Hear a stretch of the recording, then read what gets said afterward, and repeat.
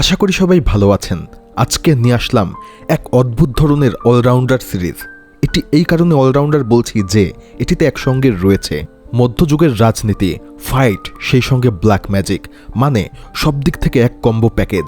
তাহলে চলুন শুরু করা যাক। শুরুতেই আমরা ভয়ঙ্কর মরুভূমির মতো জায়গায় পৃথিবীর সবথেকে ভয়ঙ্কর অ্যাসাসিন নিরোকে দেখতে পাই।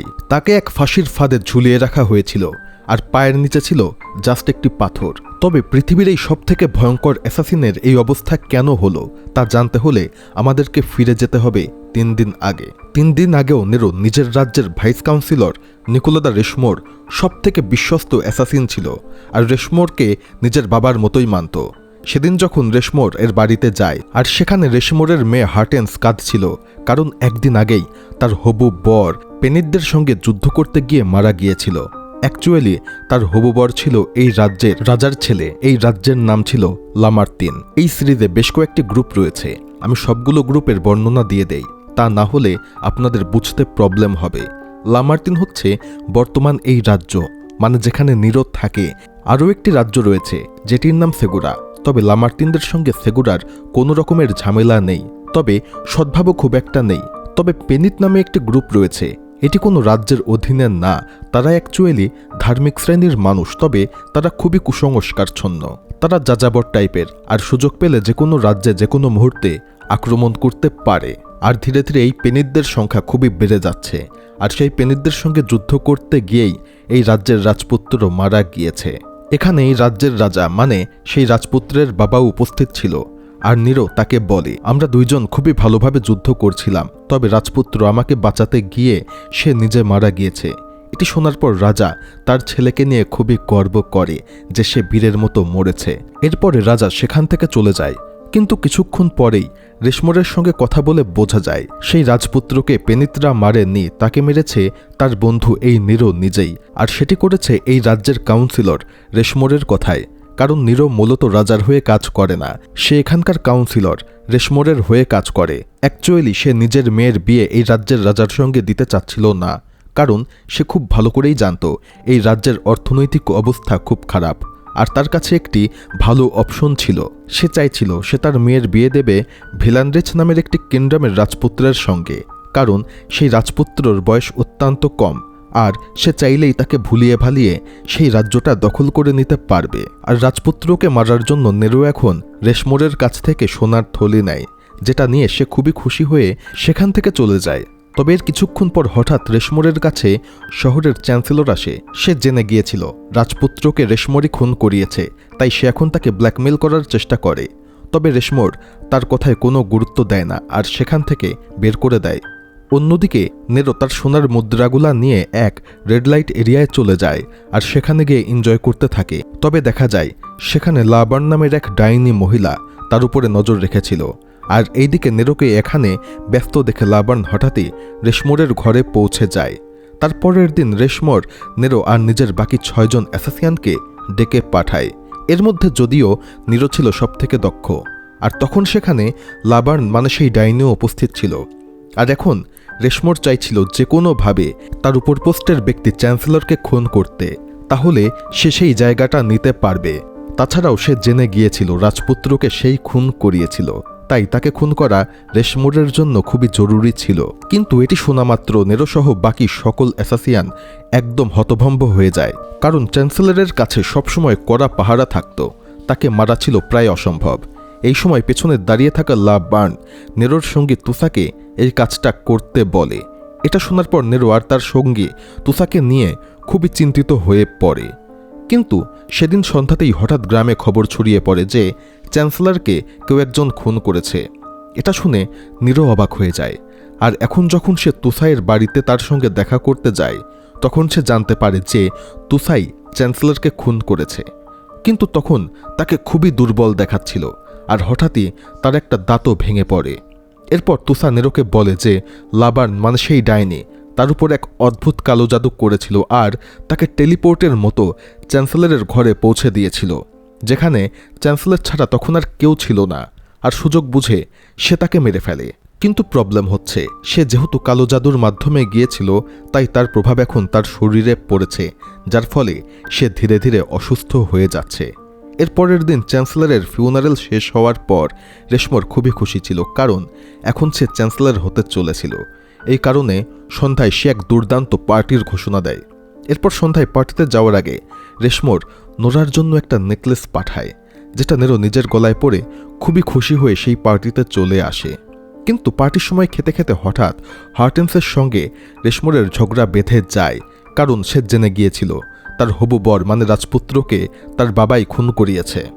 এই কারণে সে তার বাবার উপর রাগ করে সেখান থেকে চলে যায়, যার ফলে রেশমোর রেগে গিয়ে সবাইকে পার্টি থেকে চলে যেতে বলে। কিন্তু নেরো চলে যাওয়ার আগে রেশমোর তাকে থামায়। তখন রেশমোরের সঙ্গে কথা বলতে বলতে নেরো জানতে পারে যে লাবান চ্যান্সেলরকে মারতে রেশমোরকে সাহায্য করার বদলে নেরোকে চেয়েছিল, মানে সেই ডাইনির কোনো কারণে নেরোকে দরকার। কিন্তু নেরো যেতে অস্বীকার করে। ঠিক তখনই লাবান সেখানে এসে নিজের হাতের মুঠি বন্ধ করে, আর সঙ্গে সঙ্গে নেরোর গলার চেইন তার গলায় চেপে ধরে, কারণ লাবান আগেই ওই চেইনে কালো জাদু করে রেখেছিল। এখন এই চেনের প্রেশার এত বেড়ে যায় যে এক পর্যায়ে নেরো সেন্সলেস হয়ে যায়। যখন জ্ঞান ফিরে পায় তখন সে বুঝতে পারে সে জঙ্গলের মধ্যে একটি গাছে উল্টো হয়ে ঝুলছে, আর এই সময় তার সামনে রেশমোর, তার সঙ্গীরা আর সেই ডাইনিও উপস্থিত ছিল। আসলে লাবার্ন শয়তানের শেষ বংশধরকে খুঁজছিল, যার সঙ্গে সে একটি রিচুয়াল করবে। কিছু সময় আগে চার্চের এক ছোট পাদ্রী জানতে পেরেছিল যে নেরোই শয়তানদের শেষ বংশধর। এটি জানামাত্র সে বড় পাদ্রীকে জানায়, কিন্তু বড় পাদ্রী গোপনে তাকে মেরে ফেলে, আর তারপর সে এই তথ্য এই ডাইনিকে দিয়ে দেয়। আর লাবার্ন তখন থেকেই নেরোকে খুঁজছিল। এখন নেরোকে জ্ঞান ফিরে পেতে দেখে লাবার্ন কিছু মন্ত্র পড়তে থাকে আর হাতে একটি গভীর কাঠ দেয়, যাতে সেখান থেকে রক্ত বের হয়, আর আকাশের দিকে তাকিয়ে থাকে। কিন্তু অনেকক্ষণ অপেক্ষা করেও কিছুই হয় না। তখন সে বুঝে যায় নিশ্চয়ই নেরোর কোনো না কোনো সন্তান রয়েছে, অর্থাৎ নেরো বর্তমানের শেষ বংশধর না, অন্য কোনো বংশধর রয়েছে। কিন্তু নেরো ডাইনিকে বলে, আমার তো বিয়েই হয়নি, তাই আমার কোনো সন্তান কিভাবে থাকবে? কিন্তু সেই ডাইনি স্পষ্টভাবে বুঝতে পারে নেরো তাকে মিথ্যা কথা বলছে। এই কারণে সে তাকে না মেরে আপাতত বাঁচিয়ে রাখে আর রেশমোরকে আদেশ দেয় যেভাবেই হোক নেরোর সন্তানকে খুঁজে বের করতে হবে, আর সেখান থেকে চলে যায়। অ্যাকচুয়ালি রেশমোর ক্ষমতাতে অনেক বড় হলেও এই ডাইনির সামনে সে কিছুই ছিল না, যার ফলে তাকে এই ডাইনির কথায় চলতে হতো। তাই সে সঙ্গে সঙ্গে তার বাকি অ্যাসাসিনদেরকে নেরোর সন্তান খোঁজার কাজে লাগিয়ে দেয়। আর নেরোর হাত থেকে যে রক্ত ঝরছিল সেটা থামানোর জন্য তার হাতে গরম লোহার ছেক দেওয়া হয়, আর এরপরে তাকে বন্দি করে রাখা হয়। অন্যদিকে রেশমোরের অ্যাসাসিনরা পৌঁছে যায় নেরোর পরিচিত এক প্রস্টিটিউটের কাছে, আর তাকে অত্যাচার করতে শুরু করে। আর শেষ পর্যন্ত সে বলে দেয়, সে জানায় বহু বছর আগে নেরো গভীরভাবে এক মেয়ের সঙ্গে প্রেমে জড়িয়ে পড়েছিল। সেই মেয়ের নাম ছিল ক্যালিস্তা। তারপর তাদের ঘরে একটি মেয়ের জন্মও হয়েছিল, কিন্তু দুর্ভাগ্যজনকভাবে তখনই তার গার্লফ্রেন্ড ক্যালিস্তা মারা যায়, আর এরপর নেরো নিজের মেয়েকে এক অনাথ আশ্রমে পাঠিয়ে দেয়। অন্যদিকে সেই জেলখানায় নেরো যন্ত্রণায় ছটফট করছিল। ঠিক তখনই ভাগ্যক্রমে সেখানে এসে পৌঁছায় তার বন্ধু তুসা। সে নেরোর হাতকড়ি খুলে দেয়, কিন্তু কোনোভাবেই সেই ডাইনির চেইনটি কাটতে পারে না। উল্টো কালো জাদুর প্রভাবে তুসার শরীর আরও খারাপ হতে শুরু করে। অ্যাকচুয়ালি সেই টেলিপোর্টের মাধ্যমে কাউন্সিলরকে মেরেছিল, আর এখন এই চেন কাটার চেষ্টা করে। আর এখন স্পষ্টভাবে বোঝা যাচ্ছিল এই ব্ল্যাক ম্যাজিকের কারণে সে আর বাঁচবে না। তখন তুসা নেরোকে অনুরোধ করে যে করেই হোক লাবার্নকে মেরে ফেলতে হবে। এবার নেরো তার কথা মেনে সেখান থেকে পালিয়ে যায়, আর পরদিন ভোর হতেই সে সোজা পৌঁছে যায় সেই অনাথ আশ্রমে, যেখানে সে তার মেয়ে পার্লকে রেখে এসেছিল। সেখানে গিয়ে সে আশ্রমের তত্ত্বাবধায়ক হোরেসকে সবকিছু বোঝানোর চেষ্টা করে, কিন্তু এই ব্ল্যাক ম্যাজিকের কথা সে মোটেও বিশ্বাস করে না। বরং সে কোনোভাবেই সেই মেয়েকে নোরার হাতে তুলে দিতে চায় না, কারণ এত বছর পার হয়ে গিয়েছে, নোরা একবারও তার মেয়েকে দেখতে আসেনি। এখন তার মেয়ের বয়স 14। কিন্তু নোরা যখন প্রেশার দিতে শুরু করে তখন হোরাস কৌশল করে বলে সে তাকে তার মেয়ের কাছে নিয়ে যাবে, আর এই অজুহাতে একটি ঘরে ঢুকিয়ে সেই ঘর বাইরে থেকে বন্ধ করে দেয়। আর ঠিক তখনই হঠাৎ কেউ বাইরে থেকে অনাথ আশ্রমের দরজায় কড়া নাড়ে। এই শব্দ শুনেই নোরা বুঝে যায় এখানে সেই ডাইনি চলে এসেছে। সে বারবার হোরাসকে দরজা খুলতে নিষেধ করে, কিন্তু হোরাস তার কথায় কান্না দিয়ে দরজা খুলে, আর মুহূর্তের মধ্যে লাবার্ন ভেতরে ঢুকে পড়ে। এখন লাবার্নের হাবভাব দেখে সে স্পষ্ট বুঝে যায় নোরা যা বলেছে তা একদম সত্য, কিন্তু তার হাতে কিছু করার মতো সময় আর ছিল না। লাবার্ন ঝড়ের মতো ভেতরে ঢুকে আর হোরেসকে জিজ্ঞেস করে নোরার মেয়ে কোথায়, আর সেটি জানামাত্র সে হোরেসকে অজ্ঞান করে দিয়ে অনাথাশ্রম জুড়ে পার্লকে খুঁজতে শুরু করে। অন্যদিকে নোরাও কোনোভাবে নিজের ছুরির সাহায্যে ঘরের দরজা খুলে ফেলে। বেরিয়েই সেও মরিয়া হয়ে তার মেয়েকে খুঁজতে শুরু করে, কিন্তু যখন সে অবশেষে পার্লের কাছে পৌঁছে তাকে নিজের সঙ্গে যেতে বলে, পার্ল তাকে চিনতে পারে না আর তার সঙ্গে যেতে অস্বীকার করে। শুধু তাই না, তার উপরে হামলাও করে বসে। এই ধস্তাধস্তির শব্দ লাবার্ন শোনামাত্র বুঝে যায় পার্ল কোথায় রয়েছে, কিন্তু তার আগেই নোরা কোনোভাবে পার্লের মুখ চেপে ধরে তাকে নিয়ে আশ্রমের ছাদের উপরে গিয়ে লুকিয়ে পড়ে। অন্যদিকে সেই সন্ধ্যায় রেশমোর নিজের এক সঙ্গীর কাছ থেকে জানতে পারে নেরো জেল থেকে পালিয়েছে আর কালো জাদুর অভিশাপে তুসা মারা গিয়েছে। এই নিয়ে তারা কথা বলছিল, এমন সময় হঠাৎ আবার সেখানে হাজির হয় লাবার্ন। সে আবারও রেশমোরকে হুমকি দিতে শুরু করে যেভাবেই হোক নেরোর মেয়েকে তার চাই। কিন্তু ঠিক তখনই নেরো নিজেই সেখানে এসে উপস্থিত হয়। আসলে সে এখানে এসেছিল তার নিজের মেয়েকে নিয়ে ডিল করতে। পার্লের বিনিময়ে সে এখন 10,000 সোনার মোহর চায় আর সাথে একটা নৌকা। কিন্তু নেরোকে সামনে দেখামাত্র লাবার্ন আবারও তার গলায় থাকা কালো চেইনে চাপ দিতে শুরু করে। এর ফলে তার অবস্থা আবারও খারাপ হয়ে যায় আর এক পর্যায়ে বিনা পয়সায় পার্লকে দিয়ে দিবে বলে স্বীকার করে। পার্লের খবর জানার লোভে লাবার্ন তার গলায় চাপ ছেড়ে দেয়, কিন্তু ঠিক মুহূর্তেই নেরো পাশে পড়ে থাকা একটা কাঁটা তুলে বিদ্যুতের গতিতে সেটা লাবার্নের গলায় ঢুকিয়ে দেয়। তারপর যেন কিছুই হয়নি এমন ঠান্ডা মাথায় সে রেশমোরের কাছে গিয়ে বসে। এখন রেশমোর বুঝতে পারে অবস্থা অত্যন্ত খারাপ, কারণ সে জানত সে নেরোর সঙ্গে বিশ্বাসঘাতকতা করেছে। এখন সে তাকে ছাড়বে না।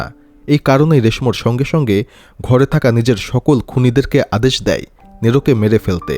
জীবন বাঁচাতে তখন নেরো টেবিলের উপর উঠে সেখান থেকে জানালা ভেঙে লাফ দেয় আর নিচে পানির মধ্যে গিয়ে পড়ে।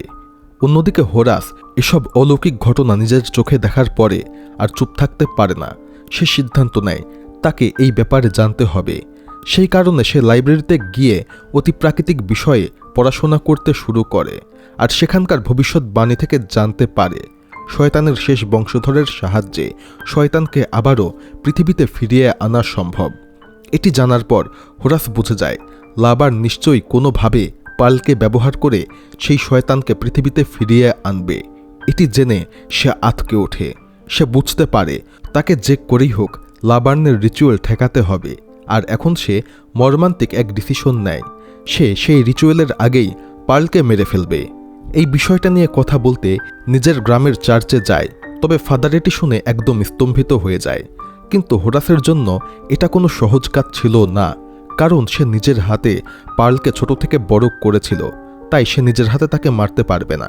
এই কারণে সে ঠিক করে পার্লকে সে নিয়ে যাবে পাশের রাজ্য ভেলানরিচে, কারণ সেখানে তার পরিচিত এক আর্চবিশপ রয়েছে যে তাকে সাহায্য করতে পারবে। কিন্তু হোরাস এটাও জানত একা তার পক্ষে এটি করা সম্ভব না, কারণ রাস্তা অনেক লম্বা। এ কারণে সে এখন পৌঁছে যায় নেরোর কাছে আর সেখানে সে মিথ্যা কথা বলে। সে জানায় পার্লকে বাঁচাতে হলে ভেলানরিচ কিংডমে নিয়ে যেতে হবে।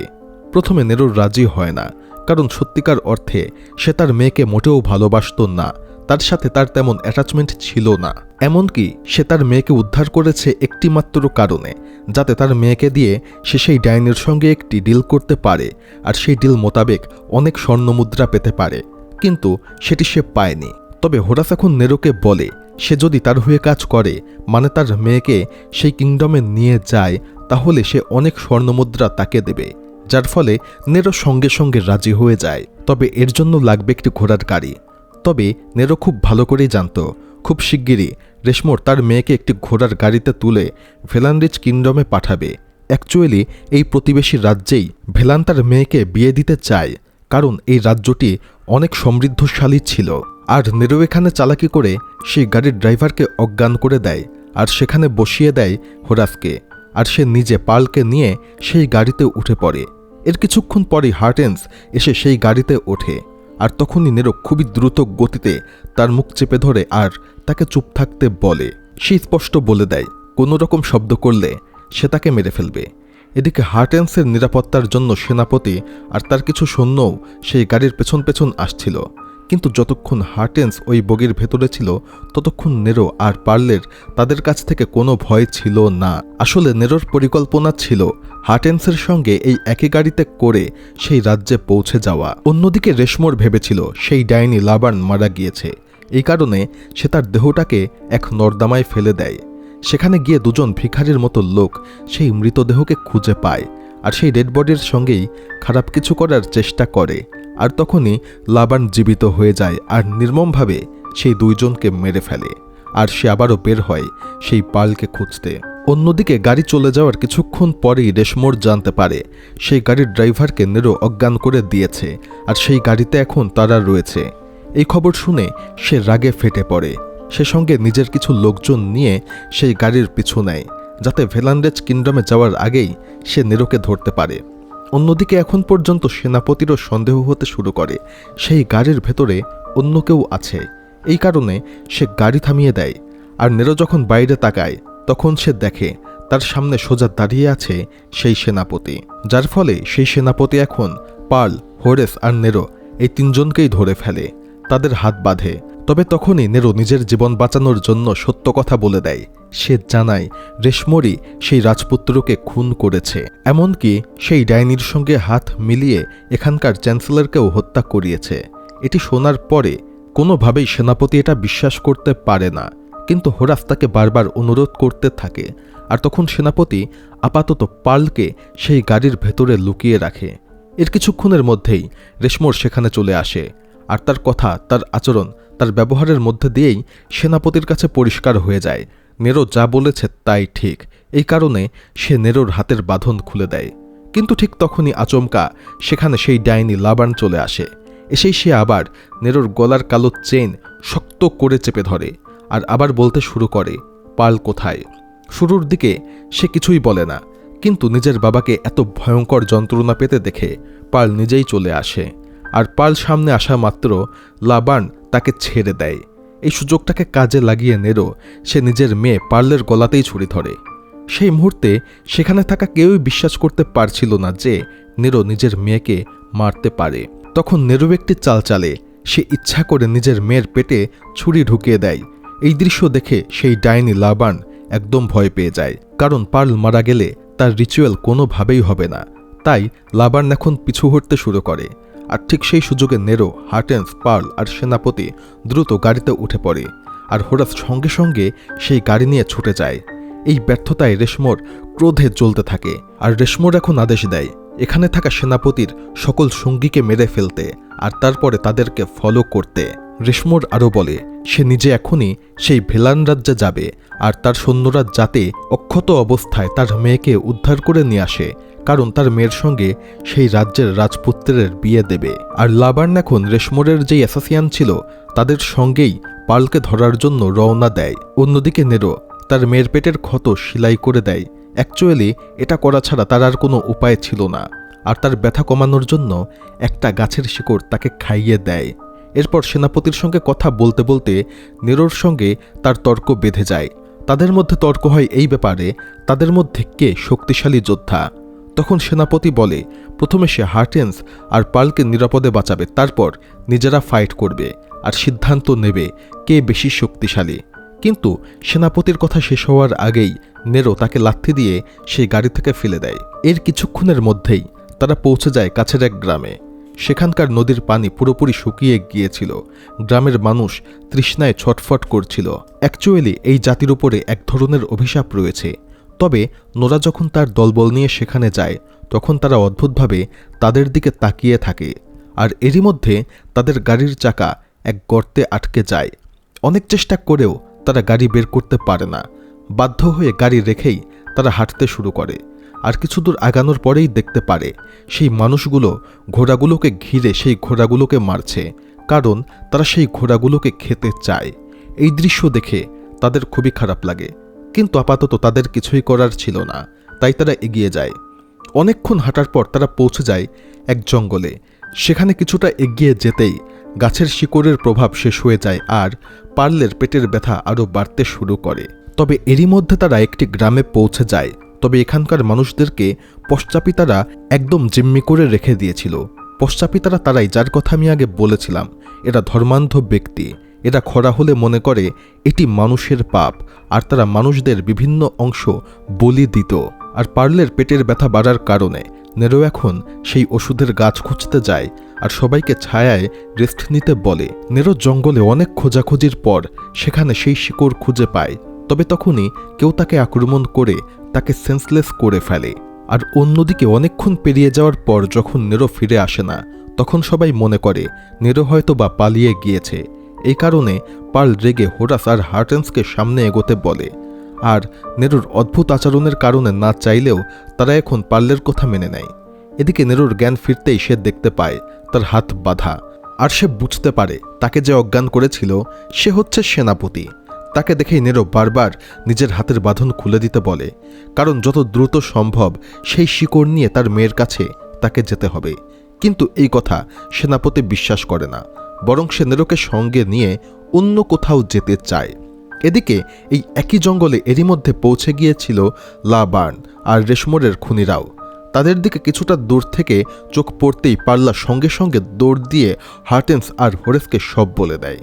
আর তখন তারা তিনজন তড়িঘড়ি করে সেখান থেকে পালিয়ে গিয়ে জঙ্গলের ভেতরে কোথাও লুকিয়ে পড়ে। তখনকার জন্য পার্ল আর হার্টেন্স দুজনেরই খুব ক্ষুধা লেগেছিল।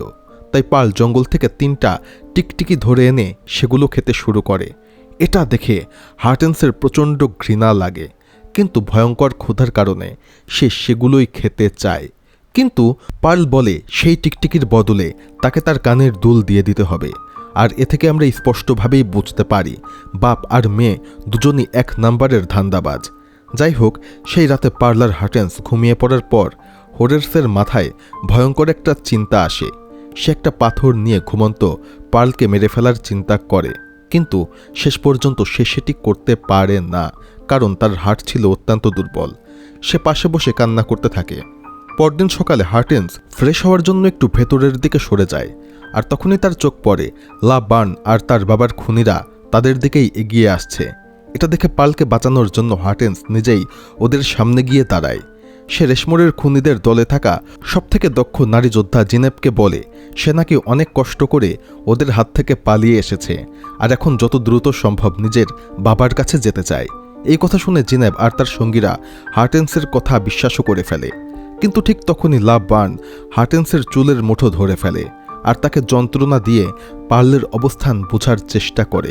এই দৃশ্য দেখে জিনেপ আর তার সঙ্গীরা ভীষণ রেগে যায়, আর তারা লা বার্নের উপরে আক্রমণ করে, কারণ হাজার হোক তারা তার বাবা রেশমোরের হয়েই কাজ করত। জিনেবের কথা মতো হার্টেন্স তখন সেখান থেকে পালিয়ে যায়, কিন্তু জিনেবের সঙ্গীরা সেই ডাইনির সামনে কিছুই ছিল না। লা বার্ন খুবই সহজে তাদেরকে খুন করে ফেলে, এমনকি একজনের মাথা ধর থেকে উড়িয়ে দেয়। এক পর্যায়ে সে জিনেবকেও মারতে যাচ্ছিল, কিন্তু তার আগে সেখানে পৌঁছে যায় অদ্ভুত এক মানুষ। সে একটা কালো ঘোড়ায় চড়ে এসেছিল। সে সরাসরি লা বার্নকে ধরে তাকে মারতে যাচ্ছিল, আর তাকে দেখামাত্র সে এতটাই ভয় পায় যে লা বার্ন সেখান থেকে পালিয়ে যায়। অন্যদিকে এ সময়ের মধ্যে রেশমোরও পৌঁছে যায় ভেলান শহরে। সেখানে প্রাসাদের বাইরের দৃশ্য মোটেও ভালো ছিল না। খরার জন্য সেখানে চলছিল দুর্ভিক্ষ, না ছিল পানি, না ছিল খাবার। আর তার উপর সে জানতে পারে ভেলান রাজ্যের রাজকোষাগার একদম ফাঁকা, সেখানে কোনো অর্থ সম্পদ নেই। এটা জেনে সে প্রচণ্ড রেগে যায়। যাই হোক, সে এখন নিজেকে নিয়ন্ত্রণ করে। ভেতরে ঢুকেই তার সঙ্গে প্রথমে দেখা হয় সেখানকার চ্যান্সেলরের সঙ্গে। চ্যান্সেলর প্রথমেই তার কাছে হার্টেন্স সম্পর্কে, মানে তার মেয়ে সম্পর্কে জানতে চায়। আর তাদের কথাবার্তা থেকে স্পষ্ট বোঝা যায় যে রেশমোর নিজের মেয়ে হার্টেন্সের বিয়ে ভেলান রাজ্যের রাজপুত্রের সঙ্গে দেওয়ার জন্য রাজপুত্রকে 10 লক্ষ সোনার মোহর দেবে। আর রেশমোর বলে তার মেয়ে খুব দ্রুতই এখানে পৌঁছে যাবে। অন্যদিকে যখন হার্টেন্স, পার্ল আর হোরাস জঙ্গল থেকে বের হয়ে আসার চেষ্টা করছিল, ঠিক তখনই আচমকা পাশ্চাত্যপদীর বিশাল এক দল এসে তাদেরকে ধরে ফেলে। তারপর তাদেরকে টেনে হিচড়ে নিয়ে যাওয়া হয় সেই দলের সর্দারদের সামনে। আর সেই সর্দার তখন জিম্মি করা গ্রামবাসীদেরকে বলে তোমরা তোমাদের কোন অংশ বলি দেবে। সেই গ্রামের প্রায় প্রত্যেক মানুষই শরীরের কোনো না কোনো অংশ উৎসর্গ করেছিল, শুধুমাত্র এই পাশ্চাত্যপদীদের জোরাজোরির কারণে। এই ভয়ঙ্কর দৃশ্য দেখে পার্ল সেখান থেকে দৌড়ে পালিয়ে একটা ঘরের মধ্যে লুকিয়ে পড়ে। সর্দারের লোকেরা তাকে ধরার চেষ্টা করলেও তখনও তাকে ধরতে পারে না। এদিকে সর্দার হার্টেন্সের চেহারা দেখে একদম ফিদা হয়ে যায়, কিন্তু যখন সে হার্টেন্সকে নিয়ে অশালীন কথা বলতে শুরু করে তখন হার্টেন্স তাকে রেশমার মানে তার বাবার নাম বলে আর ভয় দেখায়। কিন্তু এরা কোনো কিছুতেই ভয় পায় না, উল্টো তার সকল চুল কেটে দেয় আর তারপরে তার সঙ্গে এখন খারাপ ব্যবহার করতে শুরু করে। এতে রেগে গিয়ে সে সেই সর্দারের মুখে থুতু ছিটিয়ে দেয়। এতে সেই সর্দার রেগে গিয়ে তাকে একটি রুমে নিয়ে যায়। অন্যদিকে নিরো আর সেনাপতি দূর থেকে সবকিছু দেখছিল আর দেখা যায় তারা এখন হোরেসকে বলি দিতে যাচ্ছে। তখনই নিরো দৌড় দিয়ে সেখানে চলে আসে আর পাগলের মতো বলতে থাকে, হোরেসকে ছেড়ে দাও, আমি নিজেকে বলি দিতে চাই। যার ফলে বাধ্য হয়ে তারা হোরেসকে ছেড়ে দেয় আর নিরোকে জিজ্ঞেস করে, তুমি তোমার কোন অংশ বলি দেবে? আর তখন নিরো তখন তার মিডল ফিঙ্গার দেখায়। এ থেকে তারা বুঝতে পারে নিরো অ্যাকচুয়ালি তাদের সঙ্গে ঝামেলা করতে এসেছে। তবে তারা অ্যাটাক করার আগেই নিরো তাদের উপরে আক্রমণ করে আর মুহূর্তের মধ্যে একে একে বেশ কয়েকজনকে মেরে ফেলে। নিরোর এই দুঃসাহস দেখে গ্রামের লোকজনের মধ্যেও সাহস চলে আসে, তারা এখন পাশ্চাতাপীদের উপরে আক্রমণ করে। অন্যদিকে সেনাপতিও বেশ কয়েকজনকে মেরে ফেলে। আর এদিকে যখন পাশ্চাতাপীদের সরকার ঘরের ভেতরে হার্টেন্সের উপরে ঝাঁপিয়ে পড়তে যাচ্ছিল ঠিক তখনই সেখানে এসে পৌঁছায় পার্ল। আর এখন তারা দুইজন একসঙ্গে সেই সর্দারের উপরে অ্যাটাক করে আর এক পর্যায়ে হার্টেন্স সেই সর্দারের মেইন পার্টে অ্যাটাক করে। তারপরে সেই সর্দারকে নিষ্ঠুরভাবে পিটিয়ে পিটিয়ে এক পর্যায়ে পুরোপুরি মেরে ফেলে। আর ঠিক তখনই সেখানে চলে আসে নেরো। নেরো তাদেরকে সুস্থ দেখে স্বস্তির নিঃশ্বাস ফেলে। তবে পার্লার মনে তখনও একটা ভুল ধারণা ছিল যে তার বাবা হয়তো তাকে ছেড়ে পালিয়েছিল। এই কারণে আপাতত সে তার সঙ্গে খুব একটা কথা বলে না। কিন্তু পরে যখন তার সেনাপতির সঙ্গে কথা হয় তখন সে বুঝতে পারে আর তার নিজের বাবার কাছে ক্ষমা চায়। এরপর তারা আবারও সেই ভেলানরিচ রাজ্যের দিকে রওনা দেয়। অন্যদিকে এ সময়ের মধ্যে রেশমোর পৌঁছে গিয়েছে সেই রাজপুত্রের সামনে। আর সত্যিই সেই রাজপুত্র ছিল অনেক বয়সে ছোট, এমনকি তার পক্ষ থেকে বেশিরভাগ সিদ্ধান্ত নিত তার আর্চ বিশপ। আর সেই আর্চ বিশপ খুব দ্রুতই বুঝে যায় রেশমোর আসলে নিজের মেয়ের সঙ্গে এই রাজপুত্রের বিয়ে দেবে, কারণ সে এই রাজ্যকে দখলে নিতে চায়। তাই সে ঠিক করে ফেলে সে যে করেই হোক এই বিয়ে আটকাবে। যাই হোক, এরই মধ্যে ভিডিও অনেক বড় হয়ে গিয়েছে আর যেহেতু এটি সিরিজ তাই এক ভিডিওতে কভার করা সম্ভব না। এর পরের অংশ আমার আরেকটি চ্যানেলে আপলোড করা হবে, তার লিঙ্ক ডিসক্রিপশন বক্স বা কমেন্ট সেকশনে পেয়ে যাবেন। তাই অবশ্যই আপনারা আমার নতুন চ্যানেলটি সাবস্ক্রাইব করবেন, সেখানে আরও ভালো ভালো প্রায় 30টি মুভি এক্সপ্লেইন করার রয়েছে। আজকের মতো বিদায়।